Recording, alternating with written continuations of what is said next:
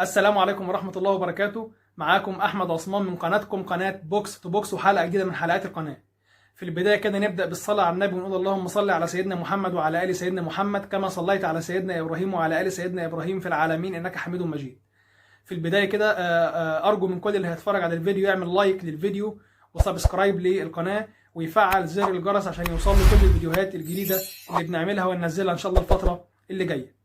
الحلقة دي هنتكلم عن موضوع مهم وموضوع قاعد كده بفكر فيه وقاعد برتب له بقالي شوية، وهو التشكيلة المثالية للدوريات الخمس الكبرى ودوري أبطال أوروبا. لما بتيجي تختار على مستوى أو على مدار موسم كامل بتحط تشكيل ل 11 لاعب تقريبا في أقوى دوريات في العالم، دوري إنجليزي، دوري أسباني، دوري إيطالي، دوري ألماني، دوري فرنسي، وكمان دوري أبطال أوروبا. فبيكون الموضوع مش سهل، وعشان كده التشكيل اللي هقوله هو تشكيل من وجهة نظري الشخصية. وارد ان حد من حضراتكم يختلف على لاعب اتنين تلاتة في التشكيل، يختلف على كل التشكيل.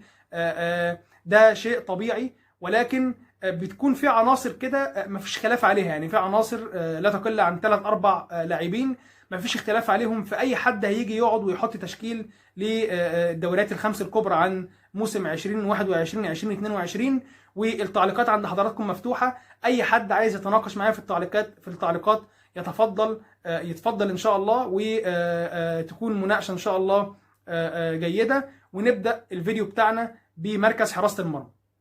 حراسه المرمى دوريات الخمس الكبرى السنه دي ودوري ابطال اوروبا افرز لنا اكتر من حارس مرمى مميز.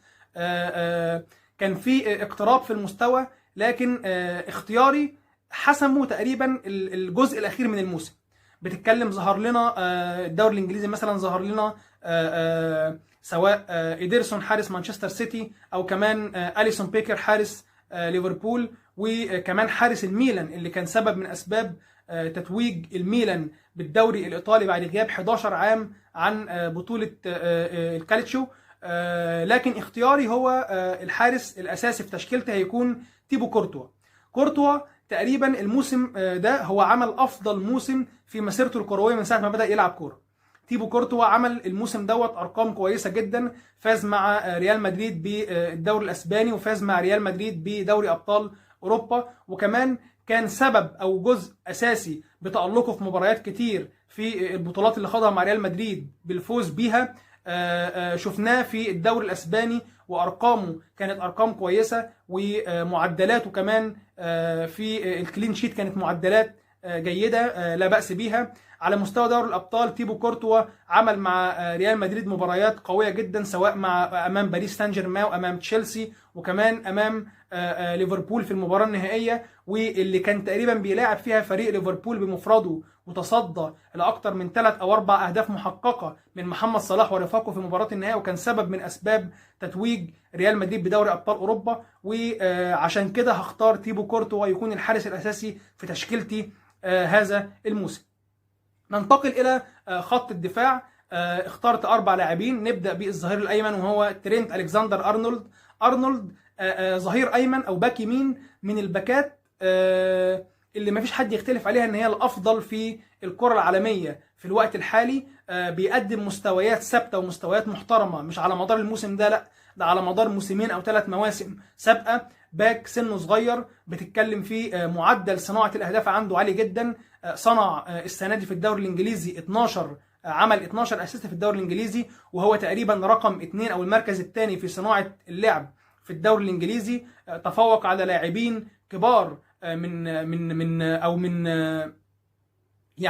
من اساسيات مراكزهم هي صناعه اللعب، ولكن ارنولد قدر ان هو يصنع 12 هدف في الدوري الانجليزي، وكمان ساهم مع ليفربول في السير نحو المباراة النهائية لدوري أبطال أوروبا. وبالرغم من الهفوة البسيطة اللي عملها أو الهفوة اللي خسرتهم دوري أبطال أوروبا في التغطية العكسية بتاعته في المباراة النهائية، ولكن أنا بتكلم على مستوى لاعب وقدراته وإمكانياته على مدار موسم كامل. من وجهة نظري أرنولد هو كان الباك اليمين الأفضل على مستوى الدوريات الخمس الكبرى ودوري أبطال أوروبا. ننتقل إلى الباك الشمال أو الظهير الأيسر. الباك الشمال من وجهة نظري برضو كان في اكتر من لاعب في حيرة بينهم، بتتكلم في كانسيلو مانشستر سيتي، بتتكلم في روبرتسون ليفربول، بتتكلم كمان في لاعب بصراحة عجبني جدا السنة دي واللي تابعه هيعرف الكلام ده، هو ثيو هرنانديز لاعب الاي سي ميلان. لاعب من اللعيبة اللي ساهموا بشكل كبير في فوز اي سي ميلان بالدوري الايطالي بعد غياب فترة طويلة. كمان كان ليه هدف من الاهداف الخرافية، الاهداف الاسطورية، الاهداف العالمية، كان هدف مارادوني كده امام فريق اتلانتا، واتوقع ان الهدف ده هيرشح من ضمن الاهداف اللي تفوز بجائزة بوشكاش. اختياري في الحتة دي هيكون ثيو هرنانديز، لاعب كمان عامل موسم محترم جدا مع الميلان تحت قيادة المدرب الكبير ستيفانو بيولي. بقاله كمان أكتر من موسم أو موسمين أو 3 مع الميلان بيقدم مستويات محترمة، ولكن الموسم دوت كلل مجهوداته مع الميلان بالفوز بالدوري الإيطالي، وعشان كده هيكون هو اختياري في الحتة دي.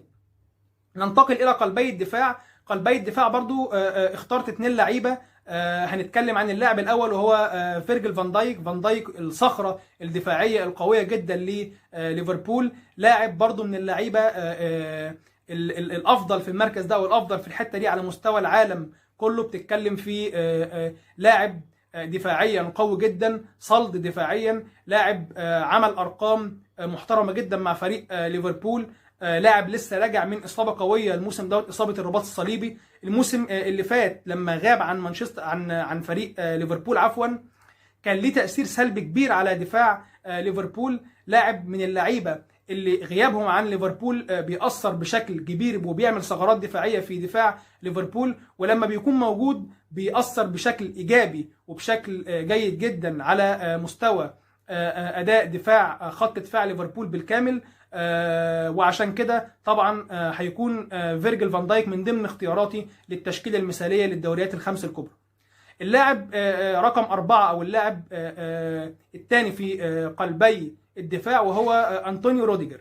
روديجر انا الموسم دوت انا مبسوط جدا جدا بمستوياته وادائه اللي قدمه على مدار الموسم ككل مع تشيلسي، سواء على مستوى الدوري الانجليزي او كمان على مستوى دوري ابطال اوروبا.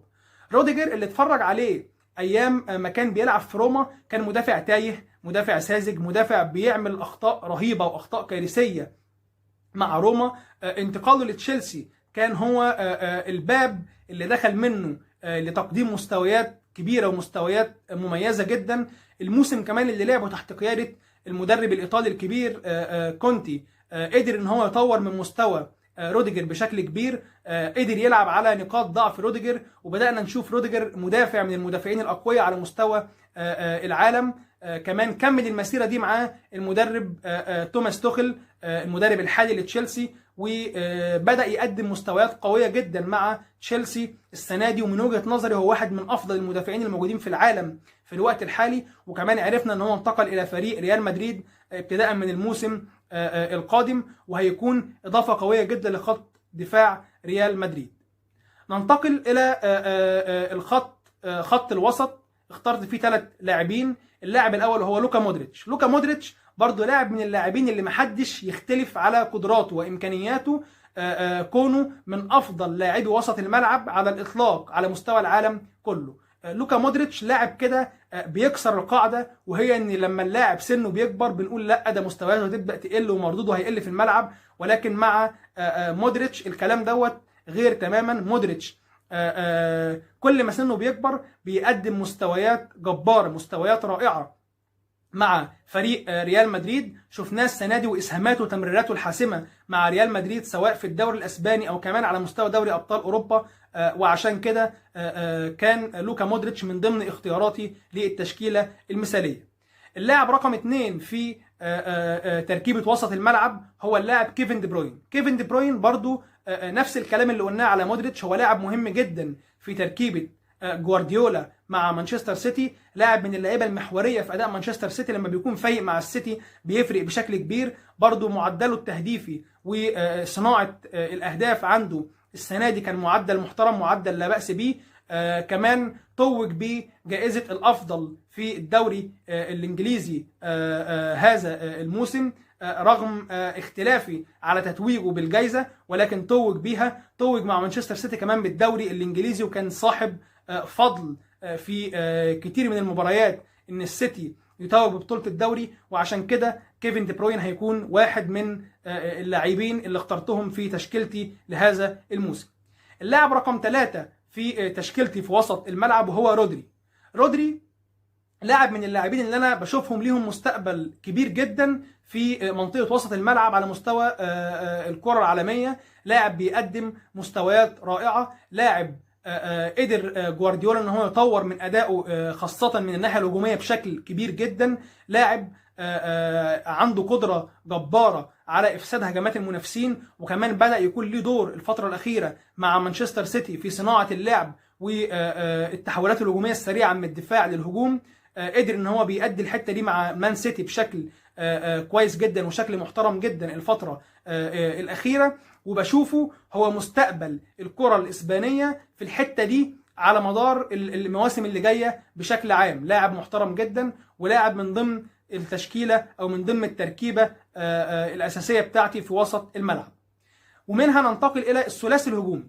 الثلاثي الهجومي طبعا اللاعب رقم 1 في خط الهجوم هو محمد صلاح. محمد صلاح بيقدم مستويات رهيبة، مستويات جبارة بسم الله ما شاء الله الموسم دوت مع ليفربول على الصعيد المحلي وعلى الصعيد كمان القاري. مع ليفربول فاز بالاف اي كاب وفاز بكاس الرابطة، وكمان كان بينافس على الفوز بالدوري الانجليزي لحد المباراة الأخيرة. كمان محمد صلاح هو صاحب أعلى معدل تهديف في الدوري الإنجليزي ب 23 هدف، وهو هداف الدوري الإنجليزي بالمساواة مع سون لاعب توتنهام. وكمان محمد صلاح هو أكثر اللاعبين صناعة للأهداف في الدوري الإنجليزي برصيد 14 هدف. ومحمد صلاح كمان من ضمن أرقامه هو أكثر اللاعبين تسديدا على المرمى في الدوري الإنجليزي على مدار الموسم.